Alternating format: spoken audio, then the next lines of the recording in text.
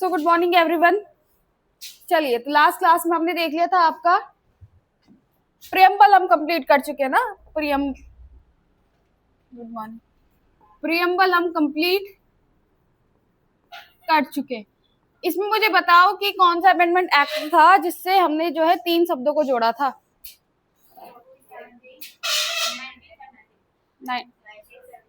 1976। कौन कौन से शब्दों को जोड़ा था हमने? वीडियो तो देखनी थी।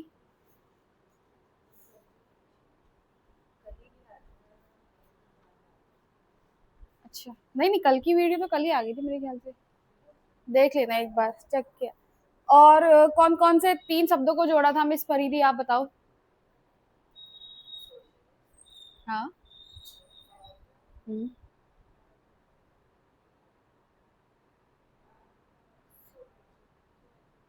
सोवरेन तो बहुत पहले ही था।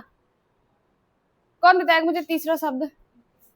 इंटीग्रिटी। क्या क्या थे हमारे 42nd अमेंडमेंट एक्ट में? Socialist, secular, integrity. अच्छा, अब मुझे ये बताओ कि हमारा जो प्रियम्बल है उसमें आपने देखा होगा कि सोशलिस्ट है, सेक्युलर है, क्या बोलते हैं उसे, हाँ, सोवरेन है। तो ये किस तरीके से अरेंज हो रखे? मुझे कौन बताएगा कि पांचों जो है किस तरीके से अरेंज हो रखे हैं? एसडीआर तो तब था जो जवाहरलाल नेहरू ने 1946 में इंट्रोड्यूस किया था, ऑब्जेक्टिव रिजोल्यूशन। 42, हाँ वो तो है, लेकिन उनका क्रम बताओ, क्रोनोलॉजी बताओ। एक बताओ, एक एक एक कौन बताएगा? सरस्वती बताइए, सबसे छोटी वही है यहाँ पे।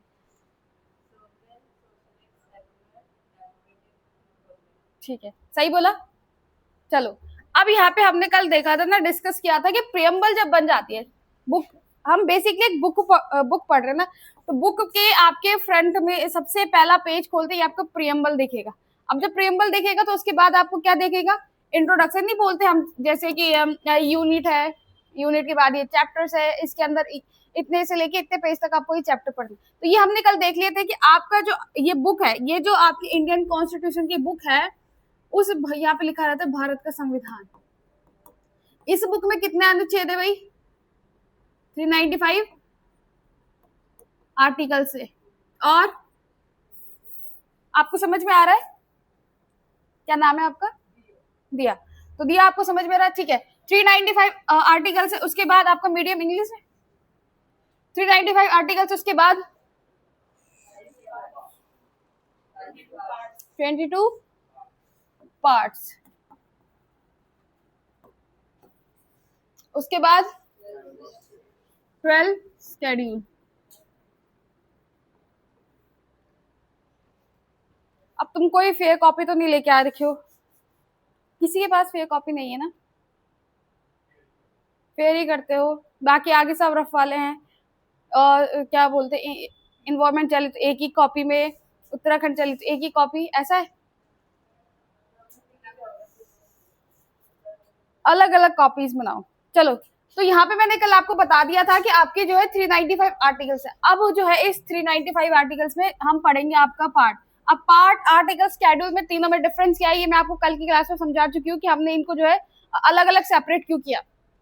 चलिए, हेडिंग डालेंगे फर्स्ट पार्ट की, और फर्स्ट पार्ट है आपका यूनियन एंड इट्स स्टेट्स। क्या लिखेंगे आप? पार्ट 1।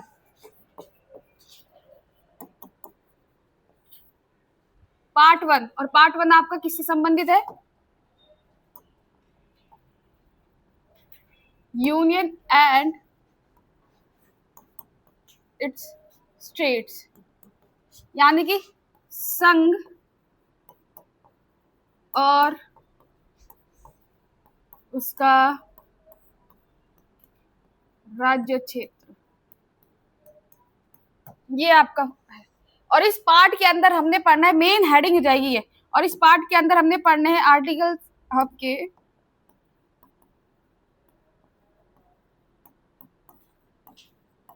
1 से लेके 4 तक, यानी कि हमने क्या पढ़ना है? ये अनुच्छेद। अब पहले अनुच्छेद में क्या प्रोविजन किया गया है, दूसरे में क्या है, तीसरे में क्या है, ये सारे अब हमें इसमें 1 बाय 1 पढ़ने हैं। तो आर्टिकल 1 से लेके 4 तक, आर्टिकल 1 से लेके 50 तक आप लोगों के लिए बहुत ज्यादा इंपॉर्टेंट हो जाएंगे। ठीक है,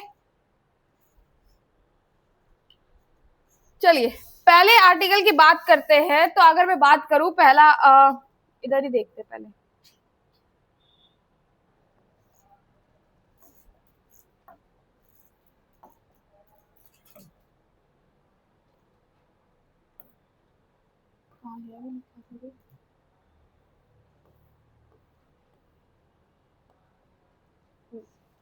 अगर मैं बात करूं तो साइड में ना आप लोग एक इंडिया का मैप भी बनाओ। अब देखो भाई, आप एस्पिरेंट है तो मैप बनाना आपको आना चाहिए, इसमें नो डाउट बनाना चाहिए, आना भी चाहिए। और नहीं आ रहा है तो देख लो कैसे बन रहा है। ये इसलिए बनवा रही हूँ क्योंकि इंपॉर्टेंट है। पीसीएस के छात्र छात्राएं आप लोग, मैप बनाना, उत्तराखंड का इंडिया का मैप बनाना आना चाहिए। बनाओ बनाओ, कैसे बन रहा है मैं भी देखो। तुम्हारी कलाकारी कितनी सुंदर है। ये कॉपी चेंज कर देना, मैंने आपको बताया था ना। हाँ, तो रफ काम भी इसमें नहीं करना है, ऐसी कॉपी लो ताकि तुम्हें हैबिट रहे। बनाओ, आराम से बनाओ। बन गया, वेरी गुड, बहुत अच्छा बना है। इसका मतलब तुम लोग ड्राइंग में अच्छे हो। बनाओ, आराम से बनाओ।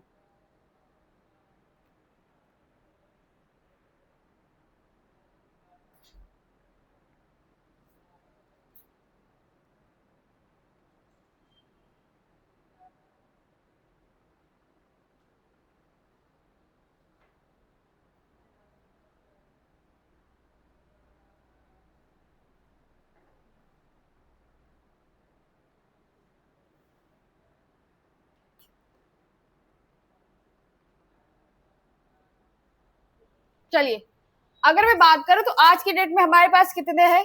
28 स्टेट्स हैं और 28 राज्य और 8 केंद्र शासित प्रदेश है। जो मैं लिख रही हूँ वो लिखना है तुम्हें, ठीक है। 8 राज्य है, 8 यूटी है और 28 स्टेट्स है। चलिए अब हम वन बाय वन करके आर्टिकल 1 से लेके 4 तक वन बाय वन आर्टिकल्स को पढ़ेंगे कि पहला आर्टिकल क्या कहता है। चलिए लिखेंगे हेडिंग आर्टिकल 1, अनुच्छेद 1।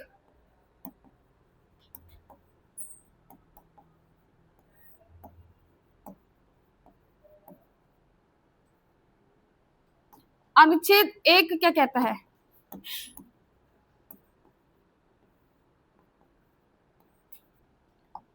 लिखेंगे इसमें लिखेंगे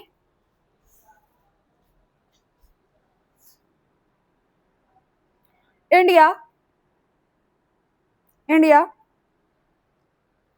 that is Bharat, India that is Bharat shall be the union of states,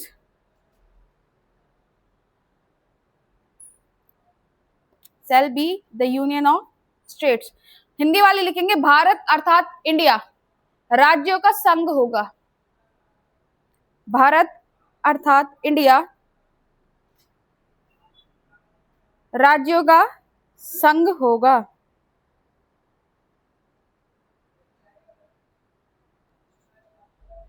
चलिए, हमने क्या कहा? भारत अर्थात राज्य, यानी इंडिया, भारत क्या लिखा आपने? India that is Bharat shall be the union of states। इसका मतलब क्या है? shall be the union of state,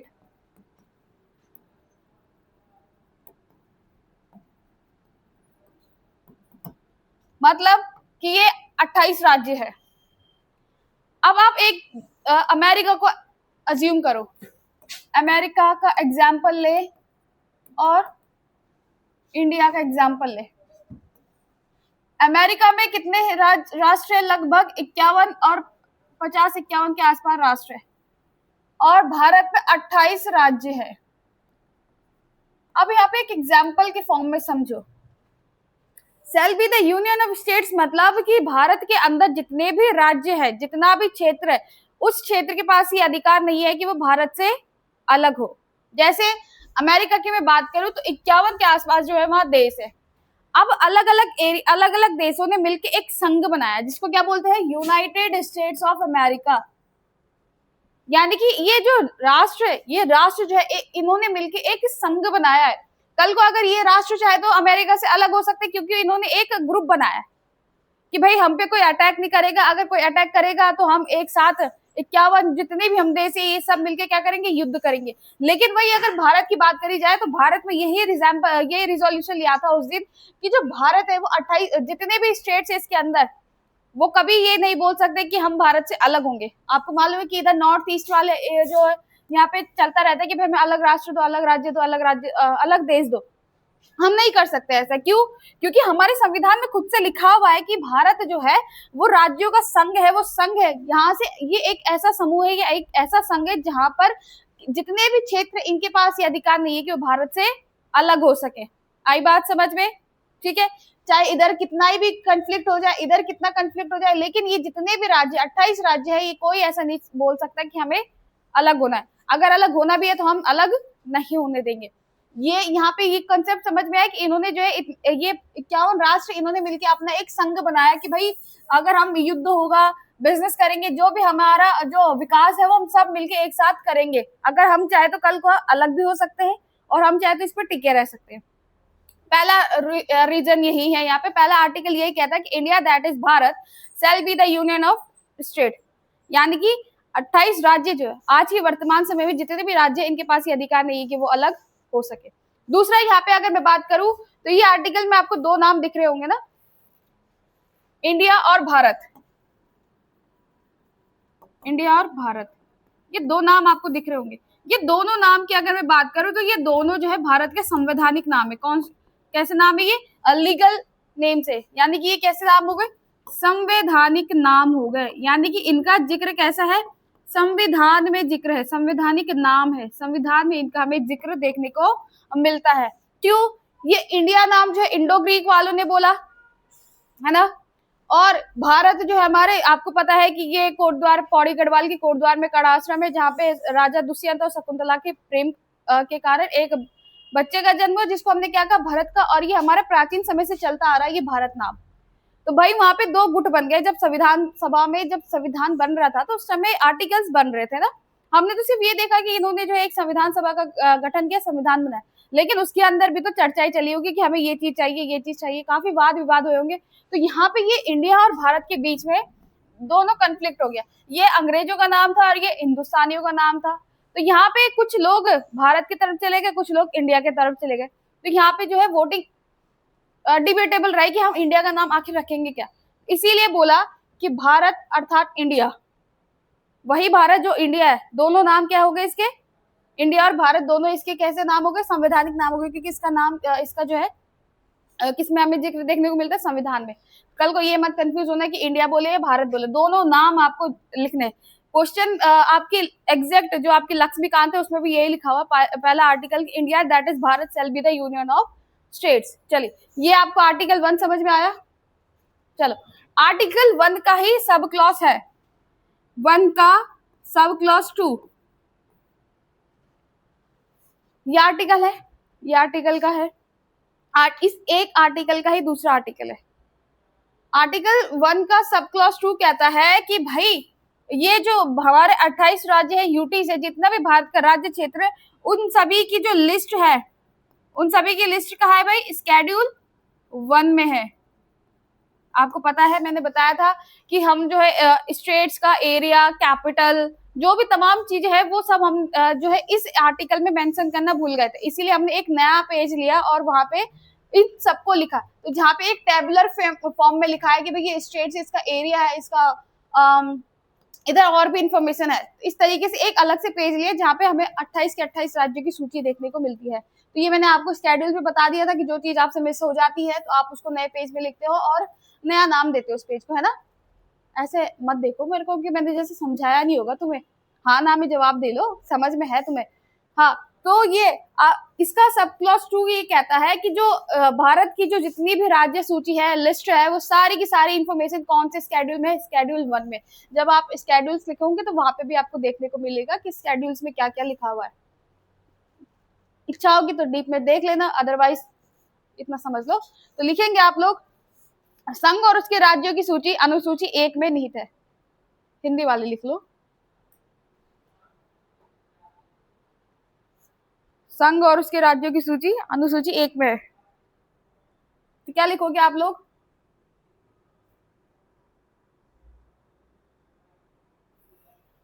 लिखा है इतना। चलिए आगे मूव करते हैं। अब हम कौन सा चला रहे, ये आपने लिखा कि जो इंडिया है यानी कि जो हमारे यूनियन है, जो यूनियन है उन सभी की लिस्ट जो है आपकी कौन से स्केड्यूल में, स्केड्यूल 1 में। चलिए ये तो है, इसी का ही हम सब क्लॉज 3 पढ़ेंगे। अब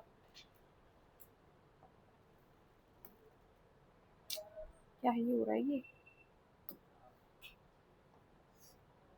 इसका सब क्लॉज। अब आर्टिकल 1 का सब क्लॉज 3 पढ़ेंगे। अब भाई ये तो कह दिया कि भारत जो है राज्यों का संघ होगा, उसकी जो सूचियां है वो जो जितने भी राज्य है उसकी सूचियां कौन से अनुसूची 1 में रखी गई है। लेकिन सवाल तो अभी भी ये है कि भारत का राज्य, भारत के अंदर कौन कौन से एरियाज है। तो भारत के अंदर जैसे यहाँ पे बोल सकते हैं, इसको ऐसे लिखो, लिखो हिंदी वाली लिखना इसमें। भारतीय राज्य क्षेत्र 3 भागों में विभाजित है। भारतीय राज्य क्षेत्र 3 भागों में विभाजित है, यानी कि it defines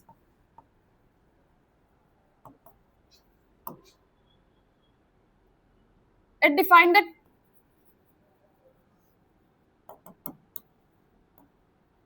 India which include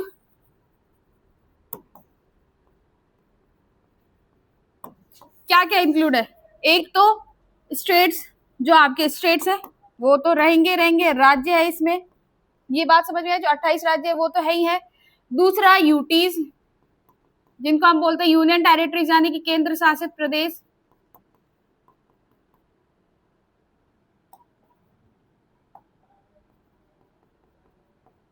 केंद्र शासित प्रदेश ये तो रहेगा ही। तीसरा द टेरिटरी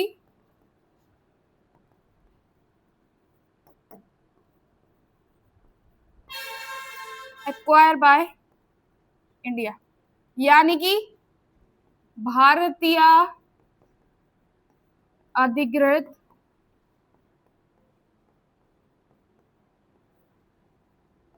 क्षेत्र। इतना समझ में आया कि हमने ये तो बोल दिया कि भारत का क्षेत्र है, भारत का क्षेत्र जो है 3 पार्ट्स में है। भारत का क्षेत्र हमने बोल दिया कि भाई 3 पार्ट्स में, पहला तो जो उसकी स्टेट्स है वो तो रहेंगे रहेंगे, जो 28 स्टेट्स है वो है। दूसरा आपके पास 8 केंद्र शासित प्रदेश हैं। आज की डेट में बोल रही हूँ ना मैं, आज की डेट में, उस टाइम तो ये नंबर्स कुछ और थे। तीसरा, इन फ्यूचर किसी वॉर के दौरान इंडिया ने कोई एरिया एक्वायर किया तो वो एरिया भी किसके अंदर आएगा, भारत के एरिया के, टेरिटरी के अंदर। इतना समझ में आ रहा है, ठीक है। तो भारतीय अधिकृत क्षेत्र यानी कि वो क्षेत्र जो भारत किसी आगे चल के वॉर के दौरान या फिर किसी कारणवश जो उसको क्या करेगा, अपने अधिग्रहण में लेगा। इतनी बात समझ में आ रही है, लिखो इसे। अब यहाँ पे आपका आर्टिकल पहला कंप्लीट होता है। अब क्वेश्चन ये है कि आपको ये याद रखने हैं या नहीं, तो सब क्लॉसेस भी याद रखने, सब क्लॉसेस भी याद रखने के। पहला आर्टिकल कहता है कि Bharat India that is Bharat shall be the union of states. Second जो ये कहता है कि जितने भी स्टेट्स है, जितना भी एरिया है, उन सब की जो लिस्ट है, उन सब की इंफॉर्मेशन है वो कौन से स्केड्यूल में, स्केड्यूल 1 में है। आर्टिकल 1 का सब क्लॉज 3 ये कहता है कि भाई कौन सा एरिया है जो यहाँ पे भारत के क्षेत्र में नहीं आता है, कौन कौन से एरियाज भारत के क्षेत्र में आते हैं। तो यहाँ पे आप लोग देख लीजिए, डबल आ रहा है, तो यहाँ पे देख लीजिए कि कौन कौन सा क्षेत्र, वो एरिया जो भारत कभी भविष्य में अपने अधिग्रहण में लेगा, एक्वायर करेगा। दूसरा जो हमारे पास यूटीज है वो तो रहेंगी। तीसरा स्टेट्स। इतनी बात समझ में आई, ठीक है, लिखा आप लोगों ने। चलिए अब फर्क अलग अलग होता है। यहाँ पे आपका जो है कौन रूल करता है, जैसे अगर मैं बात करूं तो ये एरिया जैसे हो गया, पीएम हो गया, सॉरी सीएम जहाँ पे रूल करता है, अलग अलग स्टेट्स होते हैं। यहाँ पे सीधा केंद्र यानी कि सेंटर, यानी कि सेंटर का कोई एक अधिकारी रूल करता है। इनके और इनके बीच में क्या डिफरेंस है वो आप लोग तब पढ़ेंगे जब हम केंद्र शासित प्रदेश, जो आपका आई थिंक भाग 8, 7 में कुछ नहीं है, 8वें में जब आप पार्ट 8 पढ़ेंगे तब आप वहां पे डिफाइन कि ये यूटीज क्यों बनी, किस तरीके से इन पे शासन होता है, ये सारी चीजें क्यों बनी, क्या बोलते हैं इनको, तब हम पढ़ेंगे। इतना अभी से डिटेल में पढ़ लेंगे तो फिर पहली क्लास में ही पार्ट 8 हो जाएगा। चलिए दूसरा,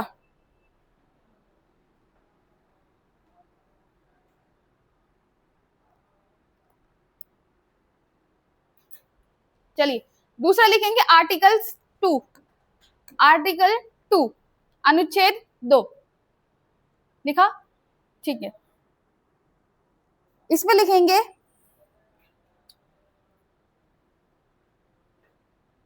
इसमें पहले हेडिंग डालना, मतलब हेडिंग क्या मेन में लिखना, एडमिशन और establishment of new states. Hindi वाले रुक जाओ अभी, एडमिशन और establishment of new states.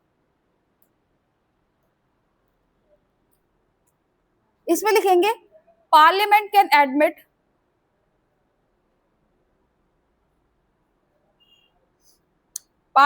Admit new states into the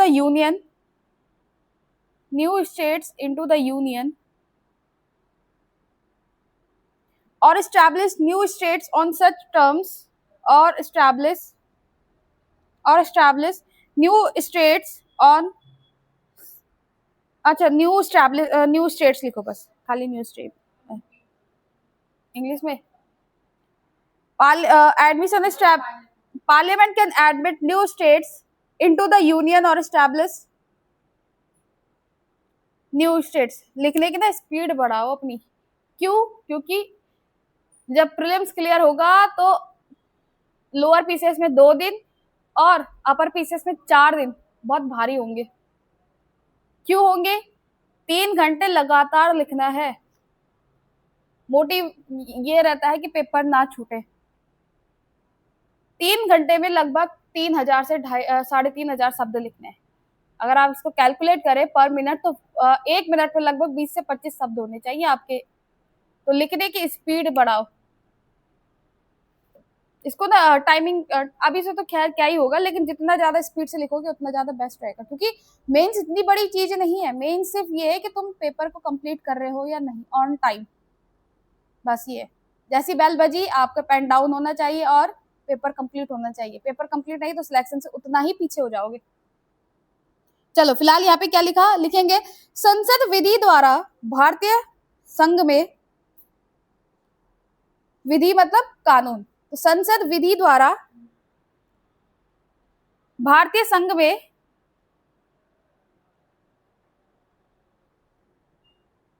में नए राज्यों का प्रवेश या उनकी स्थापना कर सकती है, और इसमें नोट डालेंगे आप सिक्किम के लिए। देखो ये जो कहता है, ये जो आर्टिकल है, पहले इतना समझ में आया आपको आर्टिकल क्या कहता है? ये क्या समझ में आया? आपने पहले पढ़ा है कि सब?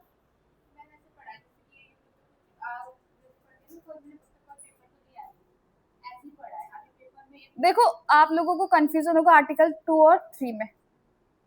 आर्टिकल 2 कहता है कि जो स्टेट्स ऑलरेडी एग्जिस्ट करते हैं इंडिया से बाहर, उनको इंडिया अपने राज्य क्षेत्र में मिला सकता है।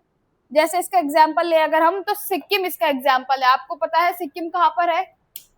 ये रहा हमारा सिक्किम, जो कि आपका क्या है, चिकन नेक हम इसे बोलते हैं। अगर इस एरिया को अगर चाइना एक्वायर कर लेगा या कोई बाहरी शक्ति एक्वायर कर लेगी तो भारत में ये सिलगुड़ी कॉरिडोर जो है लगभग 22 किलोमीटर का है। अगर सिक्किम को अगर एरिया कैप्चर कर लिया तो नॉर्थ ईस्ट तो गया ही गया, हमारे यहाँ से नॉर्थ ईस्ट गया, साथ ही साथ इंडिया को भी एक्वायर कर लेगी वो पावर, क्योंकि 22 किलोमीटर का एरिया है सिलगुड़ी का, बहुत इजी होता है इसको एक्वायर करना। और अगर ऊपर से अगर मैं बात करूँ तो चाइना जैसे पावरफुल कंट्रीज तो कुछ भी कर सकती है ना। वो तो ये कि हिमालय हमको जो है नेचुरली प्रोटेक्ट करता है एनिमी से, इतना समझ में आ रहा है? चलिए तो यहाँ पे सिक्किम पहले हमारे इंडिया, सिक्किम जो है आपका पहले इंडिया का पार्ट नहीं था। आर्टिकल 2 के तहत संसद ने अमेंडमेंट के थ्रू 35 और 36 अमेंडमेंट के थ्रू जो है सिक्किम को भारतीय संघ में मिला है। क्योंकि ये देखो सिक्किम बहुत छोटा एरिया है, भारत आजाद हो चुका है, भारत पावरफुल है, पावरफुल तो क्या है लेकिन अच्छी खासी स्थिति में। ऊपर सिक्किम है, इधर चाइना की अगर मैं बात करूँ तो चाइना तिब्बत वाले एरिया को एक्वायर कर चुका है। अब सिक्किम को लगा डर कि मेरा क्या होगा, तो सिक्किम के राजा ने जो है यहाँ पे गुजारिश करी कि भाई मेरे को भी अपने साथ मिला लो, ताकि मेरे को भी क्या मिल सके, प्रोटेक्शन मिल सके, मेरे लोगों का नुकसान ना हो, मेरी जो इधर की डाइवर्सिटी है, जो भी चीजें उन सभी का नुकसान हो, तो इसलिए क्या करो कि तुम मुझे भी अपने साथ मिला लो। तो इसी पर आर्टिकल 2 के तहत 35 और 36 अमेंडमेंट एक्ट होता है, जिसके थ्रू हमने सिक्किम को अपने राज्य में मिलाया था। तो पहले अगर मैं बात करूं तो 35th अमेंडमेंट एक्ट होता है 1974 में, जिसके थ्रू जो है सिक्किम को सहायक राज्य का दर्जा दिया गया। सहायक राज्य का दर्जा देने का मतलब ये होता है कि हम डायरेक्ट उस एरिया को अपने एरिया में एक्वायर नहीं कर सकते, डायरेक्ट हम सिक्किम को एक्वायर नहीं कर सकते थे या उसको अपने साथ मिला नहीं सकते। ऐसा क्यों? क्योंकि ये हमसे अलग है, इसकी यहाँ के लोग अलग होंगे, इनकी सोच विचार अलग होगी, यहाँ की सब कुछ चीजें अलग होगी। तो सहायक राज्य का दर्जा देने का मतलब ये होता है कि कुछ टाइम तक हम उसको सहायक के रूप में रखें, ताकि हम जो है उसको प्रोटेक्शन दे सके, हम उस एरिया को जांच सके कि आखिर वहां सिनेरियो चल क्या रहा है, क्या वहां के लोग सहमत है, हम लोग तो क्या, पर जो लोग हमारे साथ मिलेंगे उनके लिए हमें चीजें कैसे बनानी है, हमने इनके लिए रूल्स कैसे बनाने हैं, रेगुलेशन कैसे करना है, वहां पे हमने मिलिट्री एरियाज कैसे होंगे, वहां पे मिलिट्री हमने वहां पे इन्फोर्स करनी है, तो किस तरीके से वो वहां पे काम करेंगी। इन सभी के लिए हमने पहले 35th अमेंडमेंट एक्ट 1974 के तहत हमने पहले सहायक राज्य का दर्जा दिया। ठीक इसके अगले साल 36वां संविधान संशोधन होता है 1975 में, जिसके बाद जो हमने राज्य को, सिक्किम राज्य को अपने भारत राज्य क्षेत्र में मिला लिया। तो ये पॉइंट याद रखना, 35 और 36 अमेंडमेंट एक्ट यहाँ से क्वेश्चन पूछा जाता है। तो ये आर्टिकल 2 में इंपॉर्टेंट रहेगा आप लोगों का ये, तो लिखेंगे पहले। अच्छा, सहायक राज्य को क्या बोलेंगे?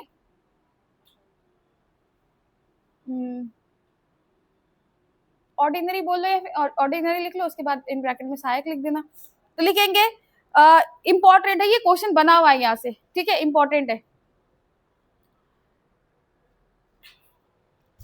मैं CAA लिखूंगा, कॉन्स्टिट्यूशनल अमेंडमेंट एक्ट को शॉर्ट फॉर्म में, तो आप लोग पूरा लिखना।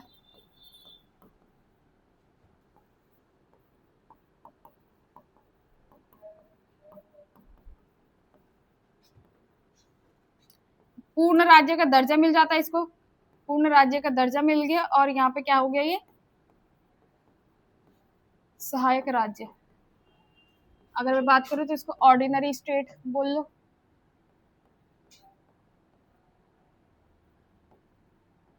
यानी कि कुछ समय के लिए हमने इसको जो है एक राज्य का दर्जा तो दिया, लेकिन पूर्ण तरीके से नहीं दी, और यहाँ पे इसको हमने कंप्लीट स्टेट बना दिया अपने कंप्लीट। इतनी बात समझ में, ये याद रखना, 35th और 36 अमेंडमेंट एक्ट याद रखना, और किसको? सिक्किम को।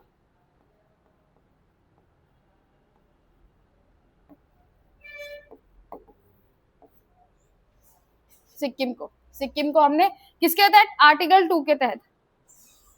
आर्टिकल 2 ये है, आर्टिकल 3 दूसरा क्या, कुछ और कहता है।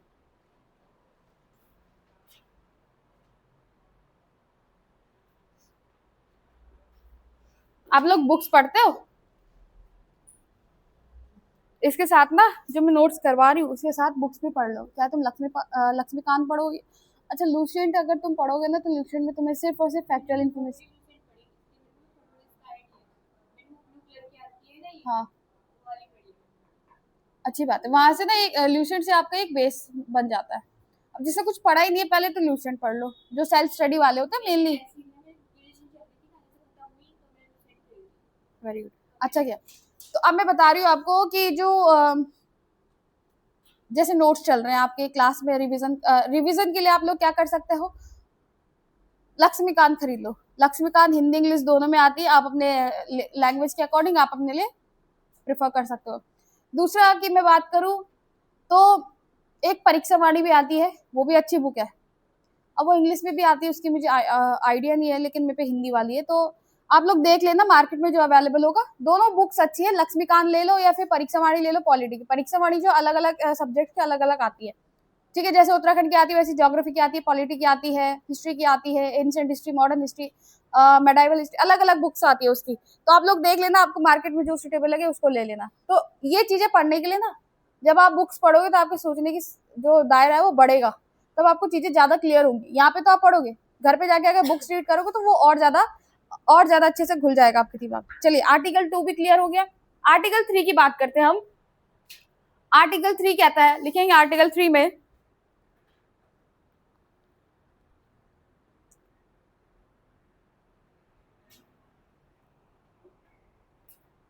आर्टिकल 3 लिखेंगे formation of new states, formation of new states and alteration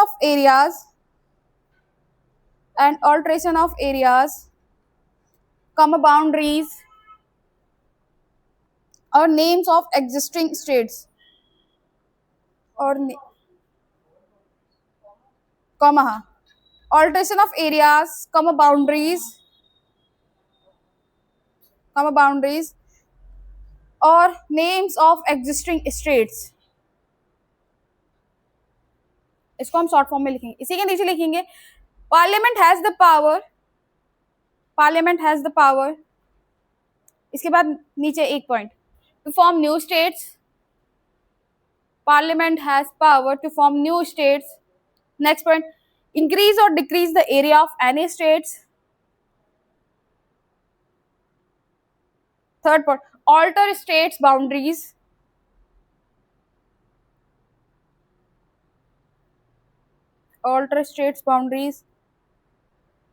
next change the name of the states,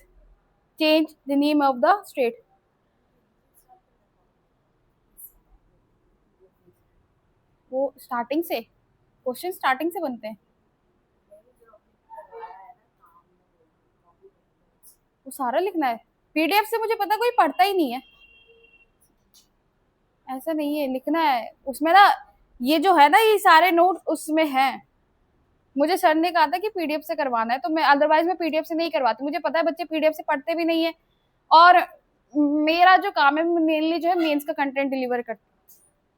मेरे नोट जो है मेनली प्रीलिम्स और मेंस दोनों के होते हैं, तो मेरे को जो है लिखवाने की आदत ज्यादा है, क्योंकि मेंस में तो आपको लिखने का काम होता है ना, तो मेरे को लिखवाने की आदत ज्यादा है, और यहाँ के सिस्टम के अकॉर्डिंग तो मैं पीडीएफ बनाती हूँ। चलिए फिलहाल अब लिखेंगे नेक्स्ट हेडिंग इसी में ही, प्रोसीजर ऑफ आर्टिकल 3। प्रोसीजर, अब देखो इसका प्रोसीजर भी, अब वो प्रोसीजर कैसा है ये हम देखेंगे। प्रोसीजर ऑफ आर्टिकल 3, पहला पॉइंट लिखेंगे इसमें, पहला point a bill can be introduce only with the president recommendation. A bill can be introduced only with the president recommendation.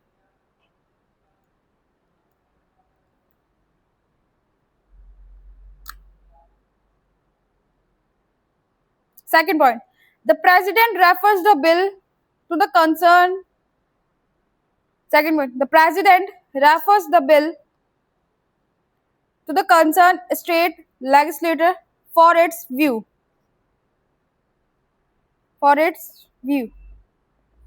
Third point, Parliament is not bound by the state's opinion. Parliament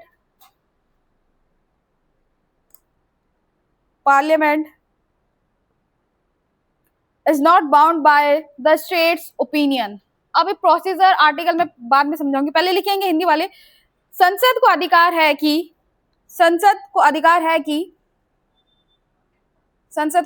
कि पहला point किसी राज्य को उसके राज्य क्षेत्र से अलग कर सकती है। कहाँ पे छूटा?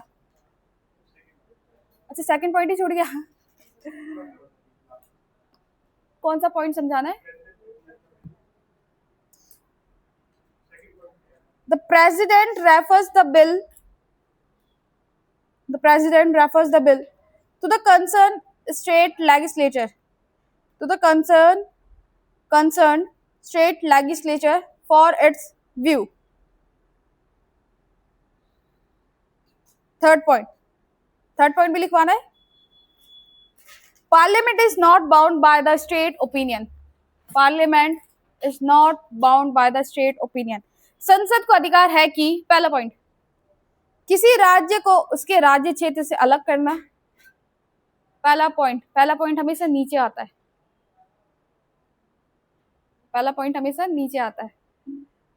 किसी राज्य को उसके राज्य क्षेत्र से अलग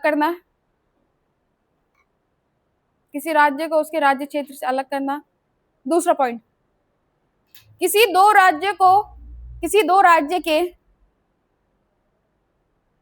राज्य के एक राज्य क्षेत्र में मिलाना। किसी दो राज्य के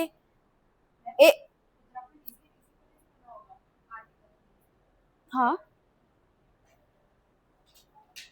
किसी दो राज्य के एक राज्य क्षेत्र में मिलाना, किसी दो राज्य को एक राज्य क्षेत्र में मिलाना। मैं एग्जाम्पल में उत्तराखंड देने वाली थी। थर्ड पॉइंट, किसी राज्य की सीमा में परिवर्तन करना,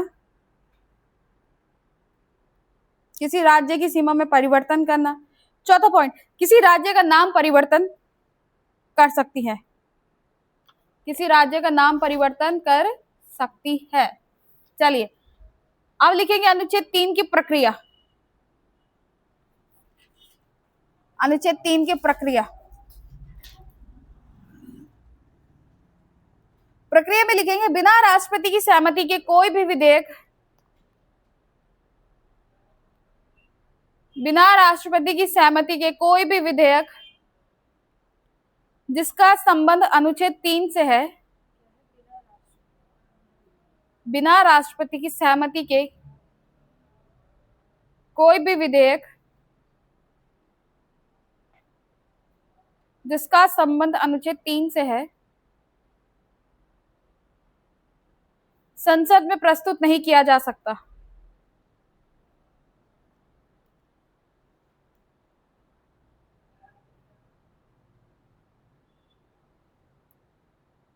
दूसरा पॉइंट,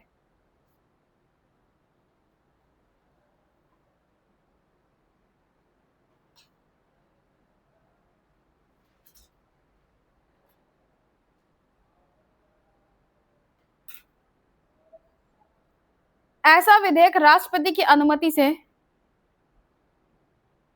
ऐसा विधेयक राष्ट्रपति की अनुमति से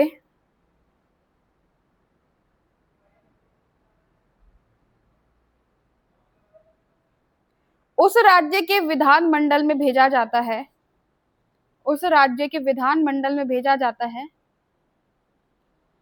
जो अनुच्छेद 3 से प्रभावित हो।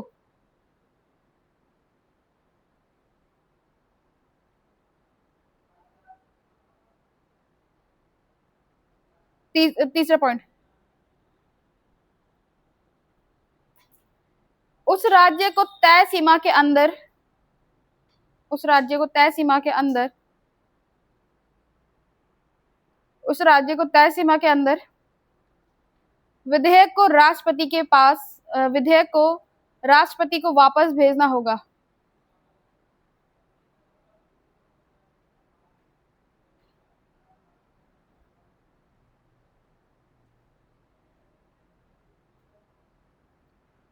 क्या लिखा, वापस भेजना होगा। उस राज्य की राय राष्ट्रपति या संसद पर बाध्यकारी नहीं होती है, उस राज्य की राय राष्ट्रपति पर या संसद पर बाध्यकारी नहीं होती है। चलिए,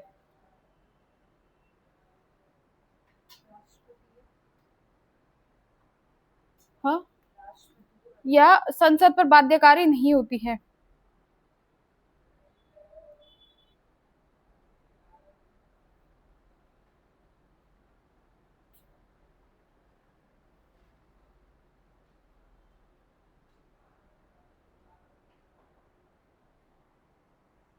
अब एक नोट लिखो, नोट 100 कॉन्स्टिट्यूशनल अमेंडमेंट एक्ट 2015, 100वां संविधान संशोधन। हेडिंग लिखेंगे 100वां संविधान संशोधन 2015। लिखवाने का काम पहले कर रही हूँ, समझाने का।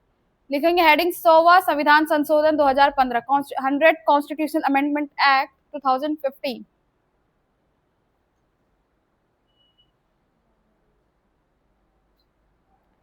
The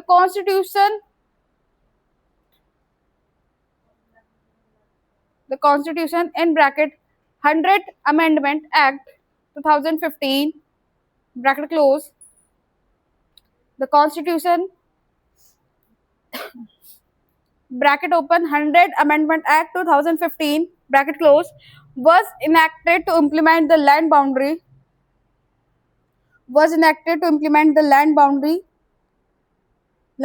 agreement between India and Bangladesh.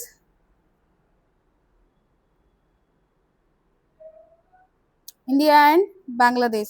चलिए,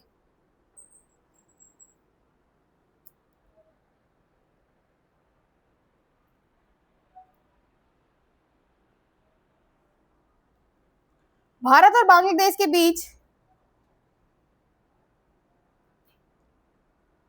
भारत और बांग्लादेश के बीच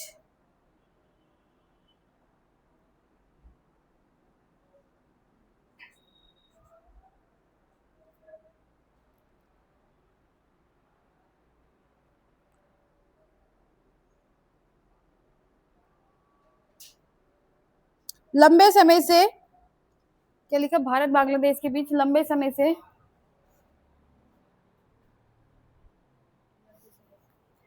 विवाद के चलते, विवाद के चलते, विवाद के चलते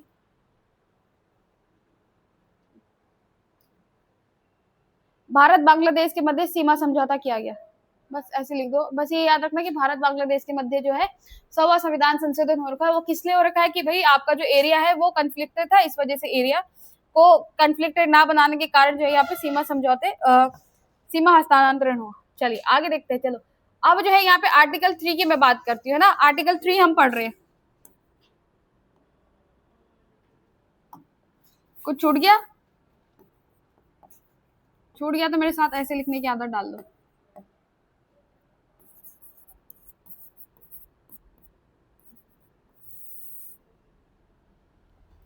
क्या कहा भाई इसमें? इसमें ये कहा है कि भाई भारत, अब देखो कोई भी कानून है कौन बनाता है? संसद बनाती है ना। तो संसद को, संविधान ने, जो आपका कॉन्स्टिट्यूशन है, उसने किसको? पार्लियामेंट को, यानी कि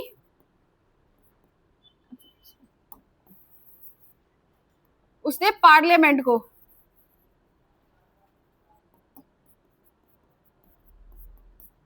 इससे पार्लियामेंट को ये अधिकार दिया है। अधिकार दिया है। क्या अधिकार दिया है? कि भाई वो किसी भी देश में मतलब किसी भी स्टेट का सीमा में परिवर्तन कर सकती है। सीमा में परिवर्तन यानी कि वो सीमा को घटा बढ़ा सकती है। यानी कि अगर मैं बात करूं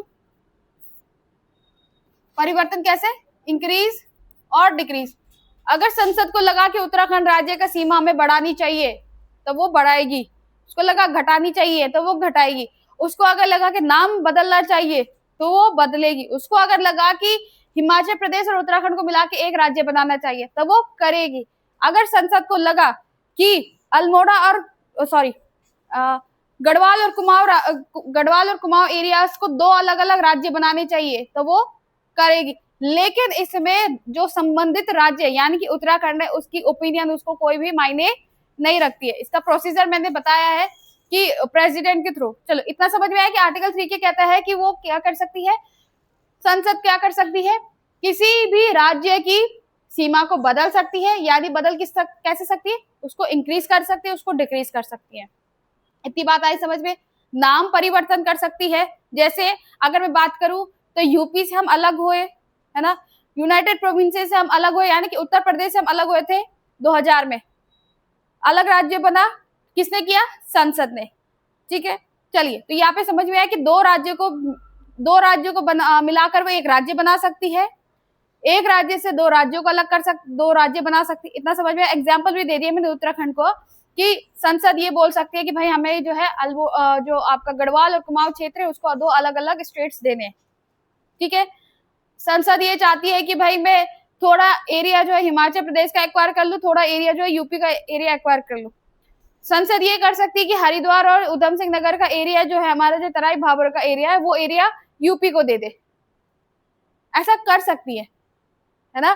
तो ये आपको समझ में आया कि आर्टिकल क्या कहता है कि कॉन्स्टिट्यूशन खुद से, संविधान जो है संसद को ये अधिकार देता है कि भाई वो राज्य की सीमा में परिवर्तन कर सकती है, यानी उसको घटा सकती है, बढ़ा सकती है, उसका नाम परिवर्तन कर सकती है, 2 राज्यों को एक राज्य बना सकती है, एक राज्य से 2 राज्य बना सकती है। जैसे 2000 की मैं बात करूं तो 2000 में आपके 3 राज्य बने थे। कौन कौन से बने थे? एक तो उत्तराखंड बना था, छत्तीसगढ़ और एक झारखंड। जी है,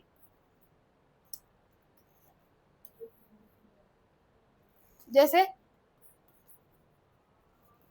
झारखंड राज्य 2000 में बना था। आई बात समझ में? इतना समझ में आया? चलिए तो ये है। अब इसके प्रोसीजर की ओर मूव करते हैं। इसका प्रोसीजर कहता है, पहले तो आर्टिकल 3 समझ में आया?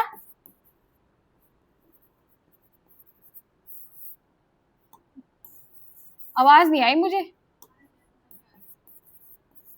इधर। दिव्या समझ में आया? आपने तो खैर पहले पढ़ा है, लेकिन आपका रिवाइज हो रहा होगा ना। पहले एग्जाम दिया कोई नहीं दिया? चलिए, अब इसका प्रोसेस क्या कहता है, प्रोसेस पढ़ो जरा अपना खुद से, क्या कहता है प्रोसेस। हिंदी वाले पढ़ो, इंग्लिश वाले पढ़ो।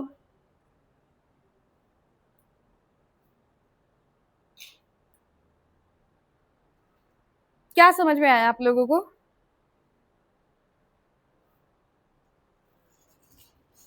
प्रोसेस ये है कि आप लोग ध्यान रखो, जैसे मनी बिल है ना, प्रोसेस ये है कि मनी बिल है,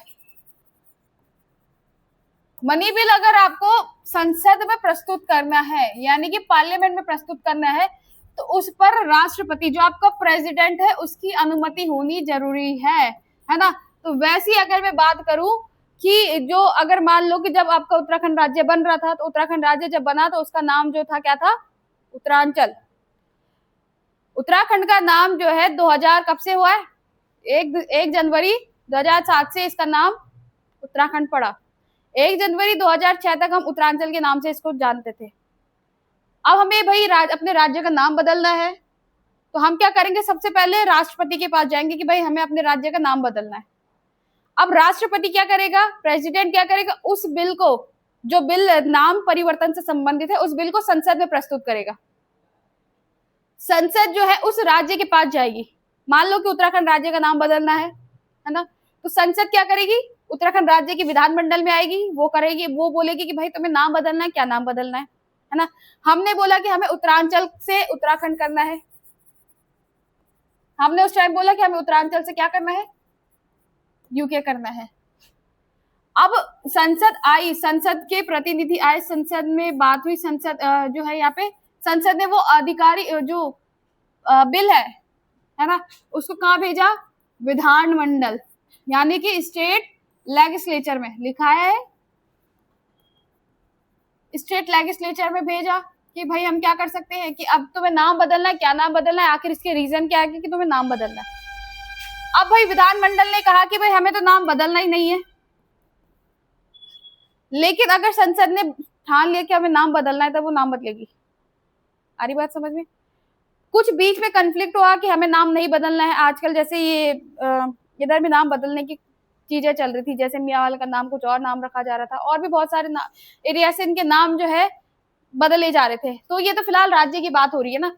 अगर मैं स्टेट के अंदर की बात हो रही है, अगर मैं बात करूं कि संसद ने बोल दिया कि भाई, अगर संसद बोलती है कि हमें नाम नहीं बदलना है और विधानमंडल कहती है कि हमें नाम बदलना है, या फिर संसद कहती है कि हमें नाम बदलना है और विधानमंडल कहती है कि हमें नाम नहीं बदलना है, तो जो संसद ने ठाना है वही होके रहेगा, क्योंकि अभी भी कौन है हैवी? सेंटर हैवी है। सबसे ज्यादा पावर किसके पास है? सेंटर के पास है। जो हम चाहते हैं वो हो या ना हो, इसका हमें कोई मतलब नहीं है। वहां पे ये भी नहीं ये लिखा है ना कि ओपिनियन की जरूरत नहीं है। सरकार जो है, संसद जो है, उसको ओपिनियन की जरूरत नहीं, संसद ने जो ठाना है, जो करेगी तो वो करेगी। तो यहाँ पे प्रोसीजर समझ में आ रहा है? तो ये प्रोसीजर पे अपने आप में एक क्वेश्चन बना हुआ है, क्वेश्चन देख लेना। एग्जाम तो मुझे याद नहीं आ रहा, लेकिन हाँ पीसीएस में, यूपीएससी में क्वेश्चन बना हुआ, और 90s के टाइम पे बना हुआ है ये क्वेश्चन ना, मैंने देखा था। तो प्रोसेस पे भी क्वेश्चन बना हुआ है, तो इसलिए मैंने यहाँ पे प्रोसेस भी लिख के आई।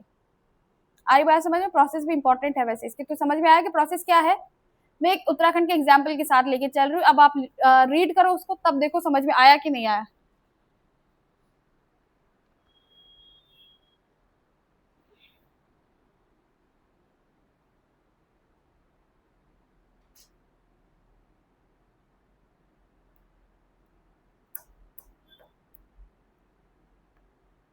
आ रहा है समझ में?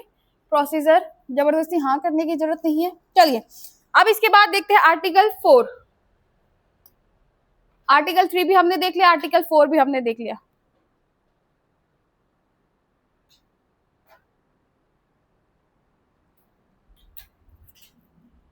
आर्टिकल 4 लिखेंगे आप लोग।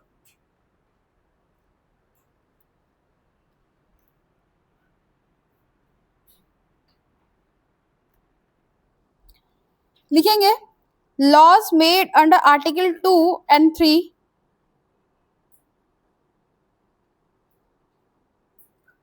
laws made laws made under article 2 or 3 may include changes in the first schedule and fourth schedule. May include changes in the first schedule and fourth schedule, but such laws are not considered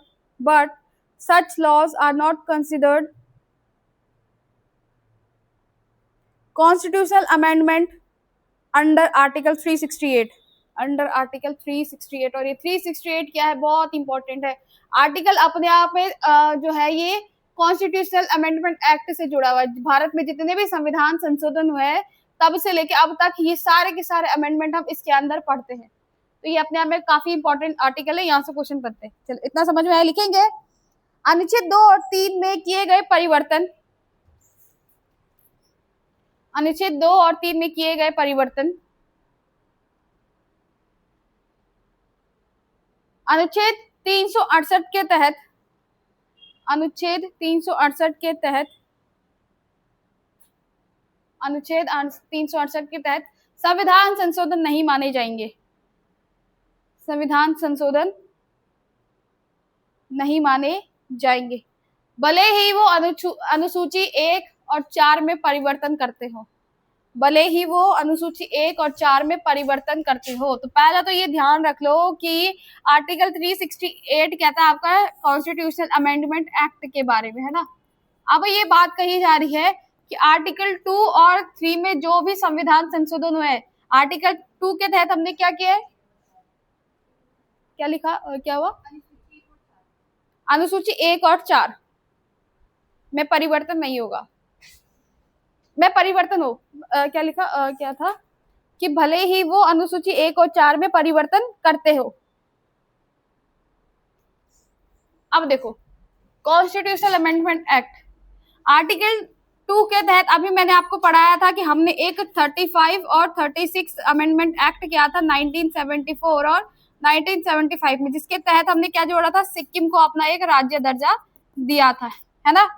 article 3 कहता है कि भाई संसद के पास ये अधिकार है कि वो राज्य क्षेत्र को बढ़ा सकती है, कुछ भी कर सकती है ना, उसकी सीमा के साथ घटा बढ़ा सकती है, नाम परिवर्तन कर सकती है, एक राज्य को 2 राज्य बना सकती है, 2 राज्यों का 1 राज्य बना सकती है। अब जो है आर्टिकल 2 और 3 में जो भी संवैधानिक संशोधन हुए, जो भी कॉन्स्टिट्यूशनल अमेंडमेंट एक्ट हुए, वो इस एक्ट के थ्रू जो है कॉन्स्टिट्यूशनल अमेंडमेंट एक्ट नहीं माने जाएंगे, ये आर्टिकल 4 कहता है, 3 कहता है, हाँ सॉरी 4 कहता है।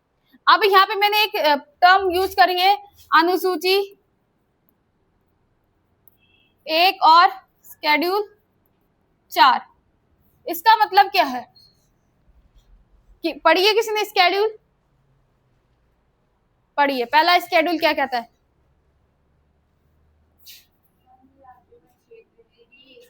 हाँ संघ राज्यों के क्षेत्र, यूनियन एंड इट्स, और राज्यसभा में सीटों का आवंटन। आप लोग याद कैसे कर सकते हो, name, salary, oath, Rajya Sabha. Article 5 किससे संबंधित है, अनुसूची 1 किससे 5वीं किससे संबंधित है,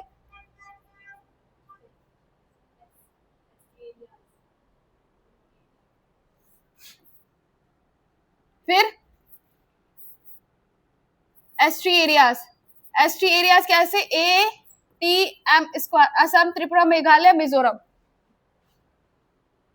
फिर 7th आपसे किससे रिलेटेड है, लिस्ट से, list, concurrent list, state list और सेंट्रल लिस्ट, स्टेट लिस्ट और कंकरेंट लिस्ट। आर्टिकल शेड्यूल 8 किससे रिलेटेड है आपकी, लैंग्वेज। 9th हाँ लैंड रिफॉर्म्स, दल बदल विरोधी कानून।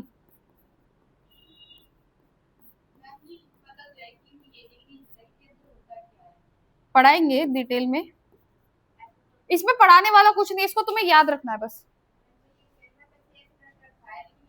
बस हाँ इसको याद ही रखो। बुक में पढ़ोगे ना तुम, अभी मैं समझाती हूँ इसमें क्या क्या है। आर्टिकल सॉरी अनुसूची 11वीं किससे रिलेटेड है? हाँ हाँ पंचायत से, और इसमें म्युनिसिपैलिटीज। नेम किसके? देश का। सैलरी किसके? उसके अधिकारियों की। शपथ भी अधिकारियों की। राज्यसभा में सीटों का आवंटन। अब देखो, हैंडराइटिंग मेरी बहुत खराब है बोर्ड में, देख लेना। पहला देखो, ये आपके पूरे की पूरे 11-12 जो है स्केड्यूल्स हो गई। अब ये कहता है, पहले स्केड्यूल में क्या लिखा हुआ है? पहला स्केड्यूल कहता है यूनियन एंड इट्स एरिया। मैंने आपको बताया था कि जो हमने आर्टिकल 1 में नहीं डाला था वो हमने आर्टिकल अनुसूची 1 में डाला है। दूसरा कहता है कि भाई जो अधिकारी है इस राज्य क्षेत्र के अंदर, जो विभिन्न प्रकार के अधिकारी है, पीएम सीएम तो नहीं, पर ये जो सिविल सेवक होते हैं आपके, जो सिविल सेवक से नीचे के अधिकारी होते हैं, जितने भी अधिकारी आपके देश में है, उन सबकी सैलरी भी कहाँ है इसमें, कि भाई इनको सैलरी किस तरीके से दी जाएगी, इनका वेतन क्या होगा, इनकी बेसिक पे, इनका अलाउंसेस किस तरीके से मिलेगी, इनको जो सर्विसेज है, जैसे आपका घर मिलता है जैसे ऑफिसर्स को, तो इस तरीके से जो है यहाँ पे इनकी अधिकारियों की सैलरी है। फिर अधिकारी जब बनेगा तो उसकी शपथ भी होगी, है ना, तो उसकी शपथ यानी कि नेम तो हो गया किसका? देश का। उस देश के अंदर के अधिकारियों की सैलरी, अब वो सैलरी तो पाएंगे लेकिन उनकी कुछ ओथ भी होगी, अफर्मेशन बोलते हैं ना इसको, ओथ, शपथ, है ना, ये शपथ से रिलेटेड है। अब देखो यहाँ पे पॉइंट आ रहा है आपका आर्टिकल अनुसूची 1 और 4 का। देखो, अगर कोई राज्य बन रहा है तो जो ये लिस्ट बनी थी स्केड्यूल 1 में, इसमें नाम बढ़ेगा भी और घटेगा भी। आ रही बात समझ? जब दो राज्यों को मिलके एक राज्य बनाएंगे तो उनकी जगह में एक राज्य का नाम आएगा।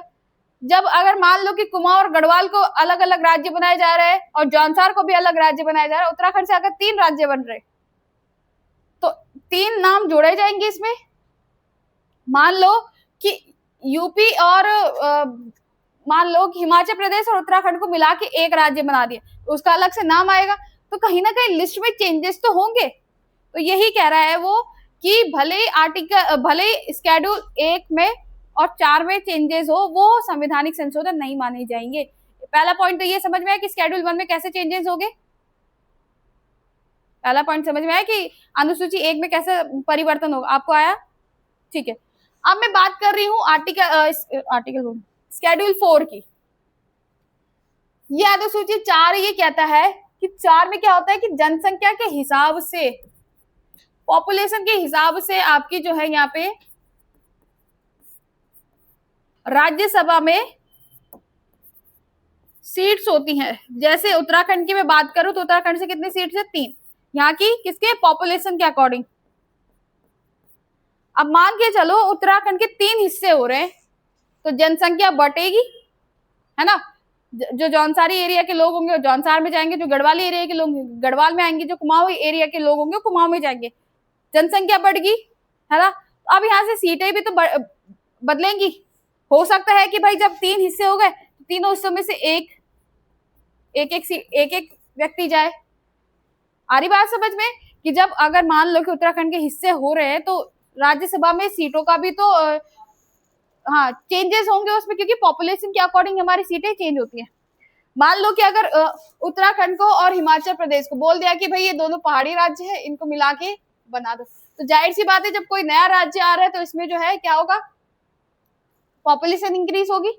तो जब पॉपुलेशन इंक्रीज होगी तो मान लो कि 5 सीट से राज्यसभा में आ गई, तो राज्यसभा की सीटों में भी तो चेंजेस हो रहा है। हाँ वो भी बढ़ेंगी, वो घटेंगी भी, बढ़ेंगी भी। तो यहाँ पे यही कह रहा है कि जब अनुसूची अनुच्छेद 2 और अनुच्छेद 3 में जो भी परिवर्तन होंगे वो एक तो आर्टिकल 368 के तहत संवैधानिक संशोधन नहीं माने जाएंगे, दूसरा कि उनमें जो है आर्टिकल स्केड्यूल 1 और 4 में क्या होगा? चेंजेस होगा। आ रही बात समझ में? पीछे नवीन क्लियर हुआ? इतना कहीं पे डाउट आपको? इधर इधर इधर बीच में सबको समझ में आ गया? चलिए, तो ये आपका किससे संबंधित था? आर्टिकल 4 से। और आर्टिकल 3 की प्रोसेस भी याद रखना। तो ये ध्यान रखना, ये आर्टिकल 1 से लेके 4 तक आपके कंप्लीट हो चुके हैं। देख लो एक बार कहीं पे किसी को कोई डाउट, किसी को कोई डाउट?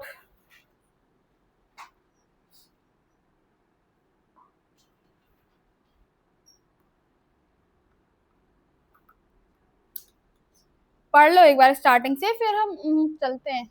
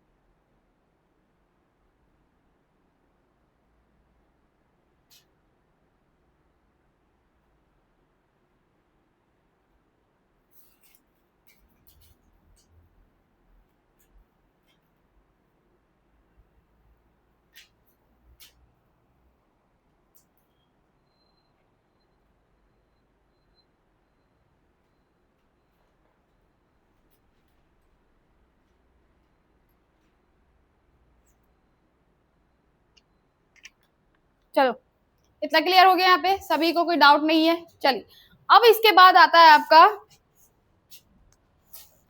अब देखो कंडीशन क्या बन रही है भाई। संविधान बना, देश आजाद हुआ, संविधान बना, पहला आर्टिकल पढ़ा हमने 1 से लेके 4 तक। अब जो ये आर्टिकल्स हम पढ़ रहे हैं ना 1 से लेके 4 तक, तो हमने पढ़े, ये हमने पढ़े आज की डेट में, है ना। 28 जब राज्य है हमारे पास और 8 यूटीज है हमारे पास, जब कि आज के संविधान के आज के स्वरूप के हिसाब से पढ़ रहे हैं।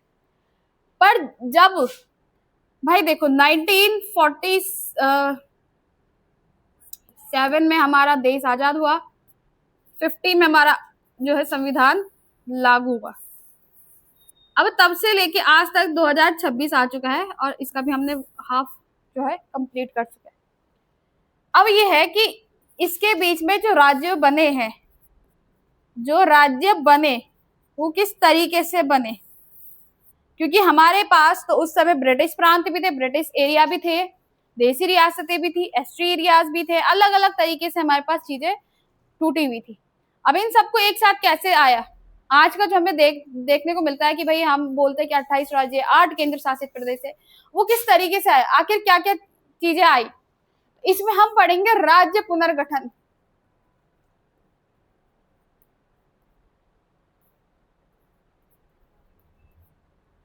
राज्य पुनर्गठन हम पढ़ते हैं और इस राज्य पुनर्गठन के तहत हम ये देखते हैं कि हमारा जो राज्य है भारत है वो आज इस तरीके से कैसे बना। तो यहाँ पे 3 आयोग हम पढ़ते हैं, एसके धर आयोग, जेवीपी समिति कमिटी और फजल अली आयोग। अब देखो ये है आपका राज्य पुनर्गठन आयोग। अब देखो इसमें क्या हुआ कि मैं बात करूं तो आज की डेट में वर्तमान में हमारे पास कैसे, वर्तमान की अगर मैं बात करूं तो वर्तमान में हमारे पास 28 राज्य है और 8 केंद्र शासित प्रदेश है। लेकिन जब भारत आजाद हुआ तो उस समय 1947 का अगर मैं सिनेरियो बोलूं या 1950s के आसपास के सिनेरियो बोलूं, तो उस समय आपका देश में ब्रिटिश प्रांत भी है,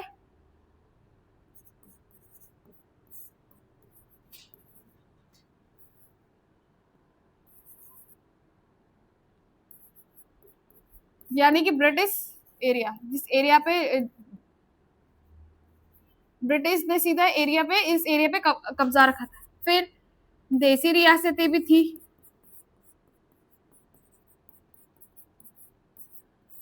और कुछ स्वतंत्र प्रभार भी थे। अब इन सबको हमने बोल तो दिया कि हम एक राज्य बनाएंगे, एक देश बनाएंगे। अब यहाँ पे देखो कल्चरल डाइवर्सिटी कितनी ज्यादा है। उत्तराखंड में ही कितने हैं, 3 प्रकार की भाषा है। जौनसारियों की अलग भाषा है, कुमाऊनियों की अलग भाषा है, और गढ़वालियों की अलग भाषा है। हिमाचल प्रदेश में फिर नीचे आकर पहाड़ी एरिया जाए तो पहाड़ी भाषा है उनकी। नीचे आकर हिमाचल प्रदेश का थोड़ा सा नीचे पंजाब वाला एरिया देखा जाए तो पंजाबी भाषी लोग ज्यादा है वहाँ। पंजाब में लाहौरी भी है, पंजाबी भी है, सिंध भी है, बहुत सारे लोग वहाँ है। अगर यूपी की बात करी जाए तो यूपी में भी शॉर्ट सैनी हो गए, मगधी हो गए, इस तरीके से कई भाषा है। महाराष्ट्र में भी देखे तो कई भाषा है, साउथ में भी देखे तो कई भाषा है। तो यहाँ पे जो 3 आयोग थे, इन तीनों आयोग ने बोला कि हम भारत को कैसे बनाएंगे, भाषा के आधार पर बनाएंगे। कि हम भारत में राज्यों को किस तरीके से बनाएंगे, भाषा के आधार पर बनाएंगे। तो इस पर जो है यहाँ पे 3 आयोग बनते हैं। ये 3 आयोग बनते हैं, और इन 3 आयोगों में जो आपके एसके धर आयोग थे, अभी लिखना कुछ नहीं है, मैं समझा रही हूँ, सिर्फ लिखने का काम हम कल करेंगे। इन्होंने कहा कि भाई क्या करेंगे, हम भाषा के आधार पर क्या करेंगे, राज्यों को बनाएंगे।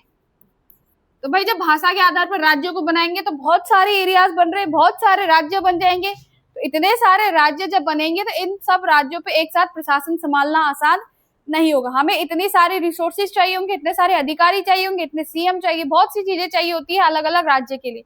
तो भाई इन्होंने कहा कि हम भारत को कैसे बनाएंगे, राज्यों के हिसाब से बनाएंगे। तो राज्यों के हिसाब से भी जो है फिर जो संविधान सभा या फिर जो सरकार का काम करती है वो बोलते कि नहीं, हम भाषा के हिसाब से नहीं बनाएंगे, लिंग्विस्टिक वे में हम जो है राज्यों का पुनर्गठन नहीं करेंगे। ठीक है, पहला बात। तो ये एसके धर आयोग जो है 1948 में आते हैं, और 1948 में इनकी जो सिफारिशें होती है वो खारिज की जाती है। इनकी जो सिफारिशें थी, इनकी रिकमेंडेशन थी कि भाई भाषा के आधार पर राज्यों को गठन करेंगे, वो भी नहीं हुआ। इसके बाद ठीक जेवीपी समिति आती है।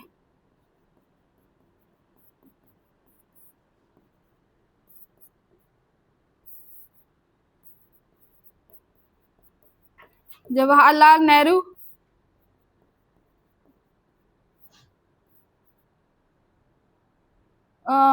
वल्लभ भाई पटेल, एक मिनट, हाँ पटेल साहब, वल्लभ भाई पटेल।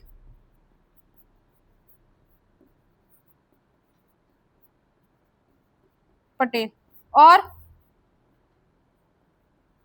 पट्टावी सीतारमैया।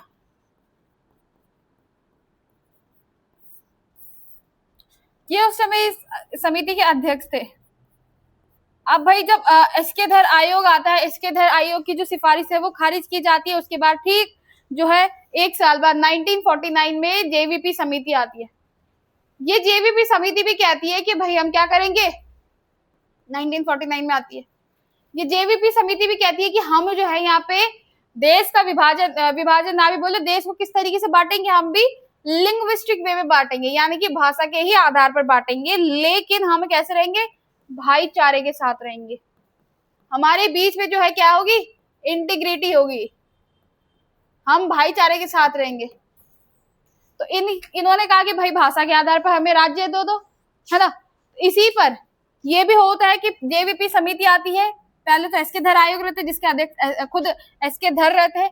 दूसरी समिति आती है आपकी जेवीपी समिति, जो कि 1949 में आती है। इन्होंने भी कहा था कि हम भाषा को किस आधार, देश का जो है किस तरीके से विभाजित करेंगे, हम देश को किस तरीके, राज्यों को किस तरीके से बनाएंगे, हम लिंग्विस्टिक वे में भाषा के ही आधार पर बनाएंगे, लेकिन हम कैसे रहेंगे, भाईचारे के साथ रहेंगे। तो भाई अब जो है यहाँ पे इनकी सिफारिशें लगभग कुछ एरियाज में जो है यहाँ पे पास आउट होती है। अब इसी पर है नीचे आपके आंध्र प्रदेश, साउथ में आपको पता है इधर किस साइड है आंध्र प्रदेश, बताओ मुझे। नीचे की साइड तो है लेकिन कहाँ, ईस्ट, साउथ ईस्ट, किधर बोलूं मैं, इस साइड बोलूं या इस साइड बोलूं, इस साइड ना, चल पता तो है तुम्हें, मुझे लगा तुमने ज्योग्राफी नहीं पढ़ी तो आता नहीं है। चलिए, तो यहाँ पर आपका कुछ एरिया जो है, पहले तो नीचे पूरा ही इधर मद्रास एरिया है, और इस मद्रास, हाँ एक मिनट, मद्रास से अलग हुआ था ना। इस साइड रहते एक श्री मालू करके एक नेता थे,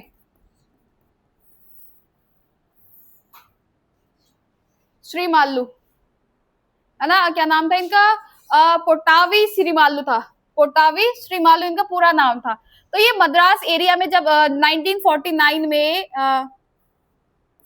1949 में जब जेवीपी समिति की सिफारिशों पर बोला जाता है कि हम क्या करेंगे, भाषा के आधार पर राज्यों का गठन करेंगे, इसी पर मद्रास में एक पोटावी श्रीमालू करके नेता रहते हैं जो कि अनशन करते हैं, आमरण अनशन। जैसे आपको बात करें तो हंगर स्ट्राइक कर देते हैं कि भाई हमें भी क्या चाहिए, अलग राज्य चाहिए। किस आधार पर, भाषा के आधार पर, क्योंकि साउथ में तो बहुत ज्यादा जो है डाइवर्सिटी है भाषा के आधार पर, तेलुगु, तमिल, कन्नड़, चेन्नई वाले, मलयालम, बहुत सारी भाषाएं यहाँ पे।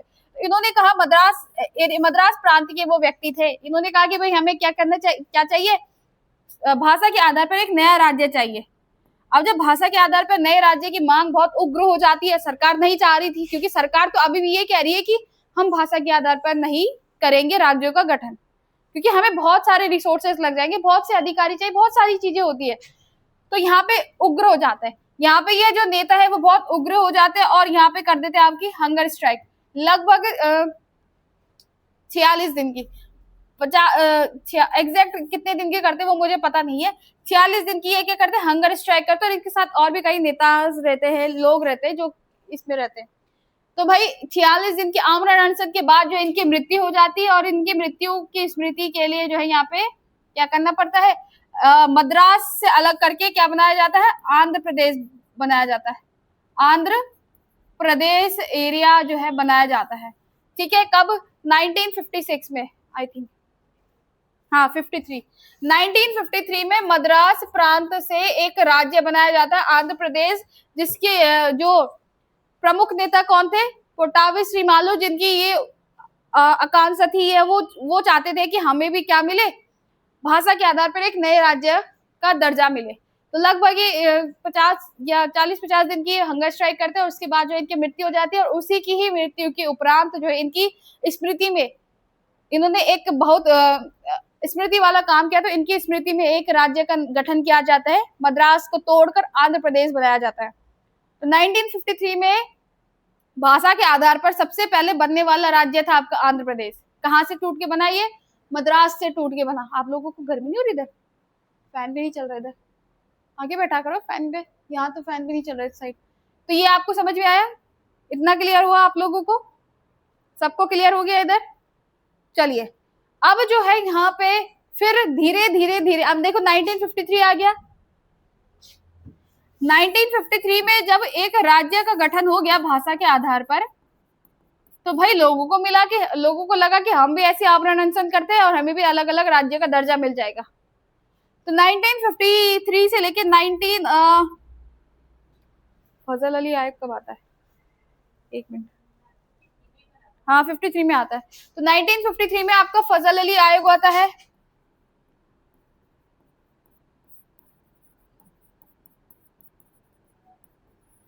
अब भाई देश में अपने अलग राज्य की मांग जो है बहुत व्यापक हो चुकी है। एक राज्य जब बन चुका है तो जाहिर सी बात है कि अलग अलग राज्यों के बीच में भी ये विश्वास जन्मेगा कि हम भी ऐसे अनशन करते हैं, हम भी मरते हैं और हमारे नाम पे भी क्या बन जाएगा, राज्य बन जाएगा। तो ये भाषा के आधार पर राज्य की मांग बहुत ज्यादा उग्र हो जाती है, जिस वजह से 1953 में फजल अली आयोग बनता है, जिसके अध्यक्ष खुद फजल अली थे। इन्होंने कहा कि भाई अब हम राज्यों का गठन कैसे करेंगे, भाषा के आधार पर नहीं करेंगे, भाषा के आधार पर नहीं करेंगे, बल्कि हम कैसे करेंगे, प्रशासनिक आधार पर और आर्थिक आधार पर, प्रशासनिक और आर्थिक आधार पर। मतलब जो बाउंड्री वाले एरिया है वहां पे हमारा प्रशासन किस तरीके से होगा वो एरिया, और सॉरी हाँ ये देखो प्रशासनिक आधार पर मतलब कि जो हमारे बाउंड्री वाले एरियाज हैं, क्या बन रहा है ये,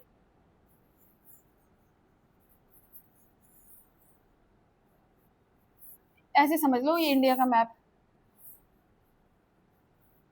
कि ये बाउंड्री एरियाज है, इनको अलग से राज्य का दर्जा देंगे हम प्रशासनिक आधार पर, क्योंकि यहाँ पे जो है लैंड बाउंड्रीज, इधर पाकिस्तान बन गया, इधर नेपाल है आपका, ऊपर चाइना है, इधर भूटान है, तो इस तरीके से जो हम क्या करेंगे, प्रशासन के आधार पर राज्य बनाएंगे। दूसरा इकोनॉमिक, आर्थिक आधार। आर्थिक आधार मतलब कि जो राज्य क्षेत्र पिछड़े हुए जिनका जो है यहाँ पे ठीक से विकास नहीं हुआ है, तो उस आधार पर हम राज्यों का गठन करेंगे। और इस तरीके से आज की डेट में देखा जाए तो आज की डेट में आपके राज्य बने। तो इतना क्लियर हुआ आप लोगों को कि किस तरीके से राज्य का पुनर्गठन होता है।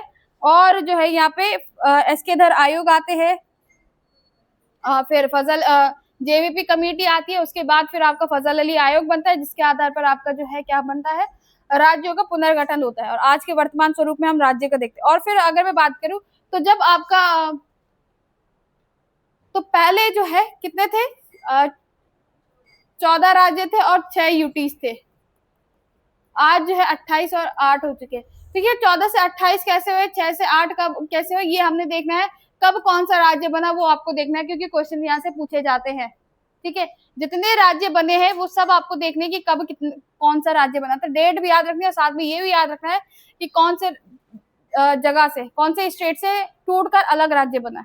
आई बात समझ में, इतना समझ में आया आप लोगों को। क्लास आज थोड़ा हमने पढ़ा तो कम, क्योंकि पीडीएफ कम थी ना, पीडीएफ ही नहीं थी, मैं पेन ड्राइव ही नहीं लाई अपनी।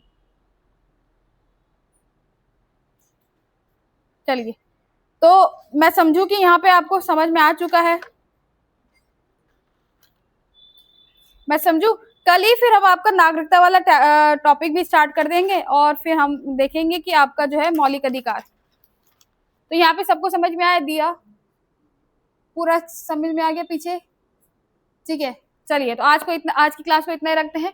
बाकी आप लोग इसको रिवाइज करना, जहाँ पे जो भी डाउट होगा आप लोग पूछ लेना। ऐसा कुछ नहीं है कि आप लोग पूछेंगे नहीं, पूछ सकते हो आराम से। चलिए ठीक है, फिर आज के लिए इतना ही करते हैं।